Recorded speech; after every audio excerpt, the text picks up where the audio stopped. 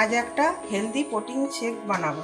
তার জন্য আমি কিছু ছোলা নিয়ে নিয়েছি, খেজুর নিয়ে নিয়েছি, আমন্ড নিয়ে নিয়েছি, আমন্ডটা একটু বেশি নিয়েছি, দুধ নিয়ে নিয়েছি, আর আখের গুড় থাকলে আখের গুড় নেবেন। আমি খেজুর গুড়টা নিয়েছি পাটালি, আর একটা কলা নিয়ে নিয়েছি। এই ছোলার খোসাগুলো তুলে নেব, দিয়ে সব কিছু দিয়ে পেস্ট করে নেব। ছোলার খোসাগুলোকে এইভাবে ছাড়িয়ে নেব।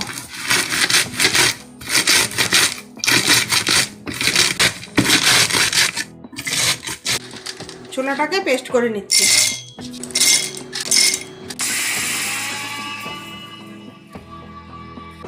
ছোলাটা সুন্দর পেস্ট হয়ে গেছে।